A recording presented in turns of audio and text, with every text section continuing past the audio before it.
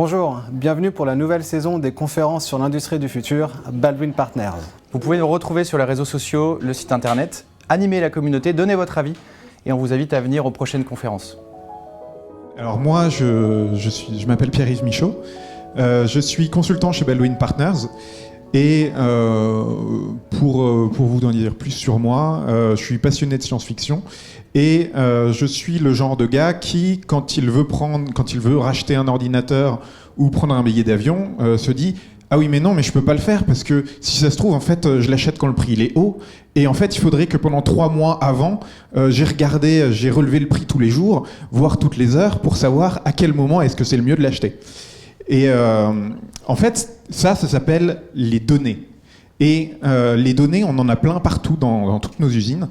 Et souvent, on ne sait pas quoi en faire.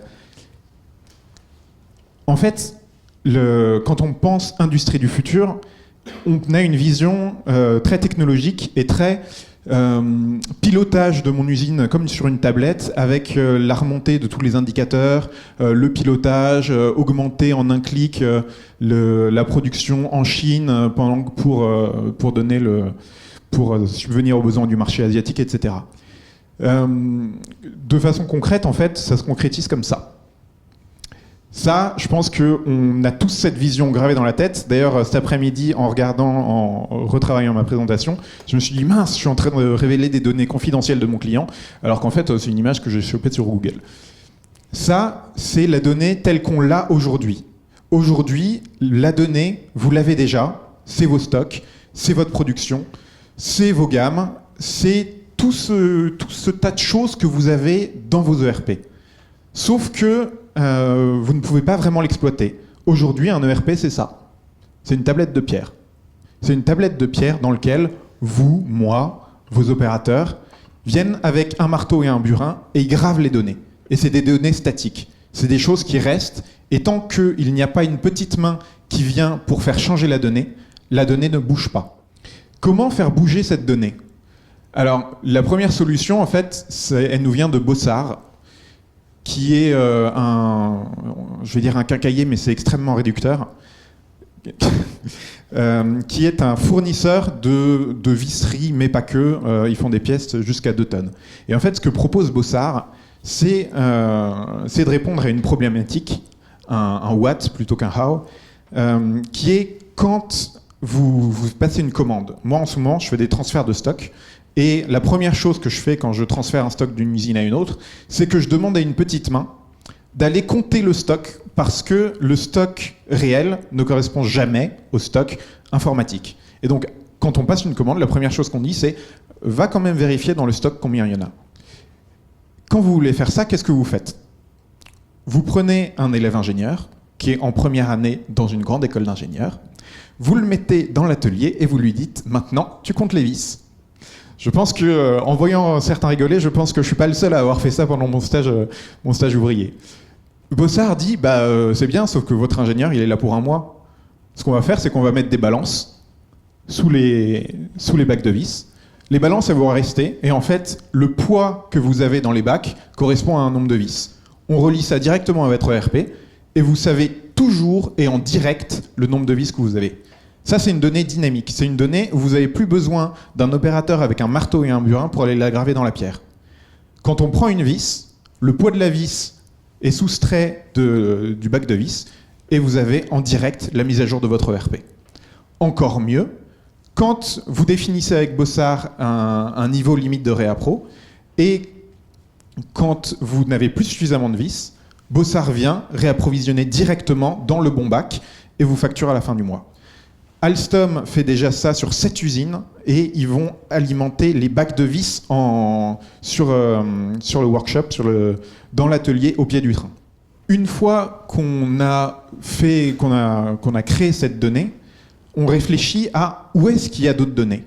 Et en fait, dans une précédente vie, dans un précédent boulot, je fabriquais des machines spéciales. Et les machines spéciales, on lui donne une consigne, voilà, tu vas souder avec telle pression, etc. Et toutes ces données constitutives du travail que fait la machine, elles restent au niveau de la machine et elles ne sont jamais exportées. Et pourtant, elles existent. Et pourtant, vous pourriez en avoir besoin pour faire du suivi statistique de procédés, des reporting qualité, etc. Sauf que la donnée, qui existe déjà, reste au niveau de la machine et n'en sort pas. On a différentes solutions qui existent, notamment PCView 12, qui vous propose de simplement se brancher sur la machine et de récupérer toutes les données qui existent déjà dans la machine, mais que vous ne pouvez pas exploiter parce qu'elles ne sortent pas. On peut les exploiter de plein de manières. J'ai dit on peut faire des statistiques sur les procédés, mais tout simplement, on a eu un conférencier qui est venu la dernière fois, il y a 3 ou 6 mois, qui nous expliquait qu'ils avaient fait ça dans un atelier, et simplement, ils avaient 2 lignes, et ils ont affiché au-dessus des lignes le nombre de pièces OK ou non OK. Et ça a challengé les opérateurs qui se sont dit mais pourquoi est-ce qu'on n'arrive pas à faire aussi bien qu'à côté, et qui ont mis en place des solutions. Et en fait, c'est de la gamification, c'est-à-dire de l'apprentissage, de la motivation par le jeu, et les opérateurs se prennent au jeu et commencent à s'en saisir. Et en fait, le simple fait d'avoir la donnée à disposition et de l'afficher vous permet de la travailler et de la faire marcher. La donnée, qu'est-ce qu'on peut encore en faire ? En fait, on peut modéliser, à partir de ces données, on peut modéliser la machine sous la forme de données. Ça, c'est General Electric qui fait ça avec un outil qui s'appelle Predix, et en fait, ils font de la maintenance préventive. Ce qu'ils font, alors je caricature énormément parce que j'ai jamais bossé pour General Electric, mais ils créent un double digital, un digital twin. C'est la machine parfaite. Il monitore comment se comporte la machine, il relève les écarts et ils disent attention, votre machine là elle commence à dévier, il va falloir maintenir ça, maintenir un moteur, voilà. Ça c'est ce que fait donc Predix. Qu'est-ce que ça rapporte comme ça de faire de la maintenance préventive? Aujourd'hui dans l'industrie oil and gas offshore, on estime que les arrêts de production inopinés, imprévus, quand vous avez une machine qui tombe en panne, c'est 36 millions d'euros qui sont perdus chaque année parce que vous n'aviez pas prévu et hop, une pièce sur votre plateforme tombe en panne. Avec la maintenance prédictive, on peut réduire ça de 36%.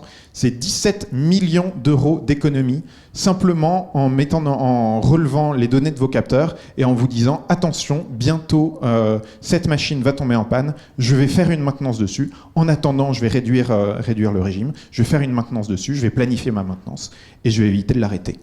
Tout le monde n'est pas General Electric, tout le monde n'a pas une plateforme offshore et tout le monde ne peut pas déployer de moyens aussi gros. Alors comment est-ce qu'on fait quand on est une petite ou moyenne industrie ?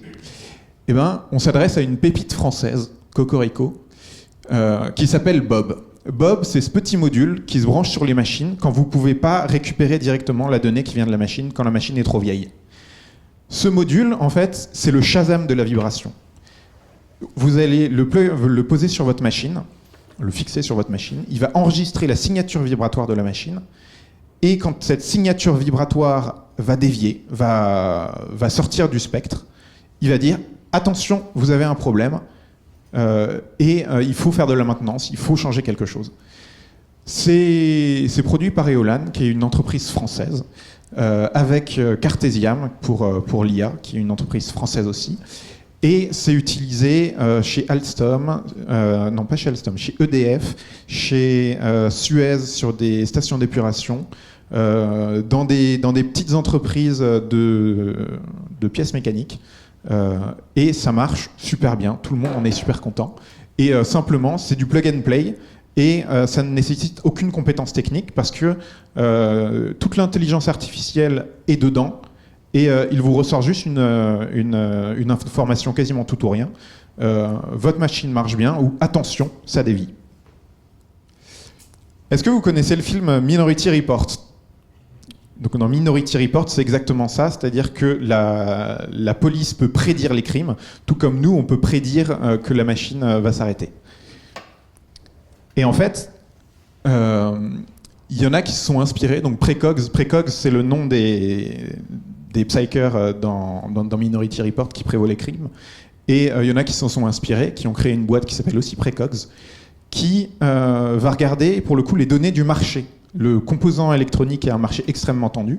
Et en fait, ils ont créé une intelligence artificielle qui est pluguée 24 heures sur 24 sur le marché, ce que ne peut pas faire un approvisionneur classique, pour pouvoir dire « Attention, maintenant, vous pouvez acheter des composants moins chers, c'est le moment. » Et en fait, avant, vous aviez 15 000 classeurs Excel, des accords cadres, etc. Maintenant, vous avez un logiciel qui regarde en temps réel et qui vous dit « Hey, il y a un lot de composants moins chers, je te l'ai commandé, je le mets de côté. » Et comme ça, vous économisez du travail à vos approvisionneurs et vous passez commande à moindre coût. Demain, l'industrie va beaucoup évoluer et de plus en plus, il va y avoir des objets connectés dans votre atelier. Et en fait, tous ces objets connectés vont générer de la donnée. Et de plus en plus, vous allez pouvoir récupérer ces données, les analyser, les utiliser, faire du big data, etc. Laurent parlait tout à l'heure de l'industrie, de la 4e révolution industrielle. Il y a un chiffre qui est très drôle. C'est que pendant la 2e révolution industrielle, Henry Ford disait le client peut avoir sa Ford T dans n'importe quelle couleur du moment qu'il choisisse le noir. En 2015, il y a Citroën qui a sorti la DS3. Vous aviez 15 millions de possibilités de la personnaliser. C'est-à-dire que théoriquement, il pouvait ne pas y avoir 2 DS3 identiques. Et en fait, tout ça, c'est possible grâce à l'analyse prédictive, grâce à l'adaptabilité des systèmes où le client fait son configurateur et choisit comment est sa voiture. Et en fait, finalement, ces données prises par les capteurs sur le terrain, vous allez pouvoir les récupérer, les analyser et les utiliser pour générer de la valeur. De la même manière, Manitou, mais il y a des gens plus compétents que moi pour en parler plus tard, Manitou vous dit aujourd'hui, son argument de vente, c'est on connaît le coût total d'utilisation de nos machines. Dernière chose que je dois vous dire, c'est qu'aujourd'hui, les données sont utilisées par les managers pour optimiser leur chaîne de production, par les opérationnels pour travailler au quotidien, par les hackers pour hacker et pour donner un avantage concurrentiel à vos concurrents. Vous ne pouvez pas faire une stratégie industrielle aujourd'hui, faire une stratégie data aujourd'hui, sans mettre un volet cybersécurité. Quand j'ai préparé cette conférence il y a 3 semaines, j'avais un super exemple chez Renault il y a 2 ans où ils ont dû arrêter une chaîne de production du Renault Trafic pendant 2 jours parce qu'ils s'étaient fait hacker et ils ne voulaient pas que ça aille plus loin. Et en fait, ça a été chamboulé il y a 2 semaines, parce qu'il y a 2 semaines, on a appris que la NASA, le laboratoire d'analyse de combustion de la NASA, avait été hacké par un hacker avec un Raspberry Pi. Le Raspberry Pi, ça a la carte d'une taille de crédit et ça coûte 36 €.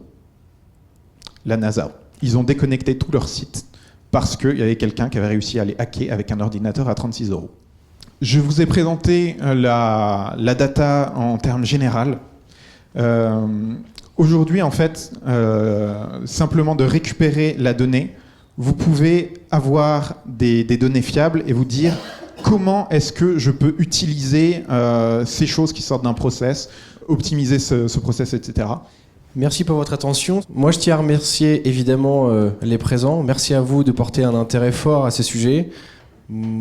À titre personnel, j'y travaille tous les jours pour faire en sorte que l'industrie française s'améliore. Merci aux conférenciers d'avoir pris un peu de temps avec nous pour nous donner des retours d'expérience. N'hésitez pas à aller vous renseigner, critiquer, croiser les sources. On est présent sur les réseaux si vous voulez discuter avec nous, donc avec plaisir. Et il me reste à vous souhaiter une très bonne soirée.